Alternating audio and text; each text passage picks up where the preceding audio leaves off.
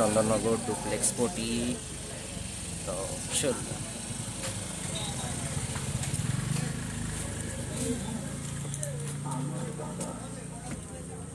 যারা আঙুল ধরে আমার জীবনের সেই পথ চলা শুরু। ছোটবেলায় বাবা যখন কাজ থেকে বাড়ি ফিরতেন, স্টেশন থেকে বাড়ি পর্যন্ত বাবা ক্লান্ত হওয়া সত্ত্বেও অটো না করে হেঁটেই বাড়ি আসিয়ে আমি খুশিতে মাতোয়ারা হয়ে উঠতাম। মনে আছে আমার সেই দিনগুলো। পুজোতে আমাকে নতুন জামা প্যান্ট জুতো কিনে দিতে গিয়ে, মাকে নতুন শাড়ি কিনে দিতে গিয়ে,